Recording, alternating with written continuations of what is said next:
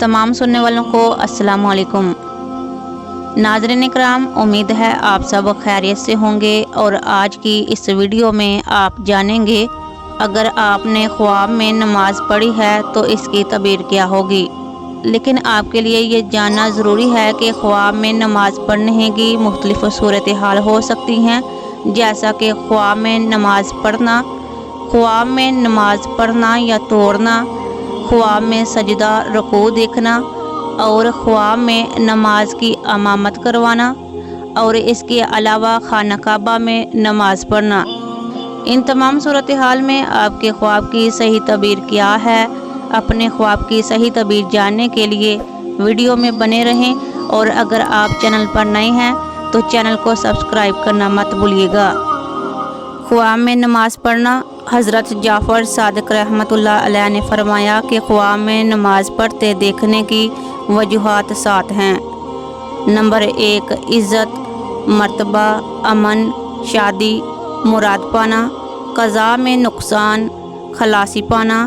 जबकि ख्वाब में रुकू और सजदा देखने की वजूहात 5 हैं। हक़ की तमील, दौलत, फ़तह, मुराद का पूरा होना और नुसरत मिलना। हज़रत इब्ने सरीन रहमतुल्लाह अलैह के फरमान के मुताबिक ख्वाब मशरिक़ की तरफ नमाज का पढ़ना हज के सफ़र को जाने की अलामत है और अगर हज का मौका नहीं है तो अंदेशा है कि असायत की तरफ रगाबत होगा। अगर रास्ता में नमाज पढ़ता हुआ देखे तो पुश्त पर किबला है और वक्त मौत करीब आने की दलील है। अगर देखा कि नमाज पढ़ी मगर किबला रुख का इल्म नहीं है तो अलामत है कि दीन के मामला में परेशानी आएगी और अगर नमाज किबला रू होकर पढ़ी है तो दलील है कि राह दीन में मुस्तकीम होगा। ख्वाब में नमाज पढ़ना या तोड़ना।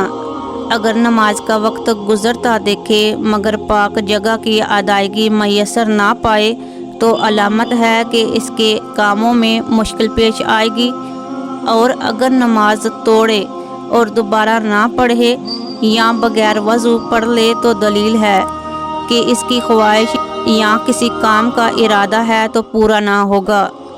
और अगर नमाज रुकू और सजदा अच्छे तौर पर अदा करता हुए देखे तो दीन और दुनिया के कामों में भलाई की अलामत है। और अगर देखे कि नमाज पढ़ी है ये इसकी चाहत या मुराद के पूरे होने की दलील है और बाग में नमाज पढ़ना गुनाह से तौबा की अलामत है। कश्ती में नमाज पढ़ना कर्ज अदायगी की दलील है। और अगर ख्वाब में नमाज पढ़कर जंगल में जाता हुआ देखे तो हजूर सल्लल्लाहु अलैहि वसल्लम की कब्र मुबारक की ज़ियारत की अलामत है। काबा में नमाज पढ़ने का ख्वाब इसके कामों में हाकिम वक्त की मावनत की दलील है। ख्वाब में सजदा और रुकू देखना। अगर दुकान या मजदूरी के मुकाम पर नमाज पढ़ता हुए देखे तो अलामत है कि काम में बरकत होगी। हज़रत अस्फ़हानी रहमतुल्लाह अलैह फरमाते हैं कि ख्वाब में अल्लाह पाक के हजूर सजदा रेज़ होना या रुकू करना अल्लाह पाक से कुर्ब पर दलील है। कोई देखे कि नमाज में रुकू नहीं करता तो अलामत है कि अपने माल से ज़कात नहीं देगा। और अगर ख्वाब में नमाज अदा की तो अलामत है कि इबादत और दुआ कबूल होगी। और आखिर में ख्वाब में नमाज की इमामत करवाना। हज़रत इब्राहीम करमानी रहमतुल्लाह अलैह ने फरमाया कि अगर ख्वाब में नमाज की इमामत कराई तो जितने मक्तदी मौजूद पाए इतने लोगों पर सरबराही करेगा। अगर मस्जिद या मदरसा में इमामत कराता है तो अलामत है कि हाकिम वक्त इसकी ताबेदारी करेगा।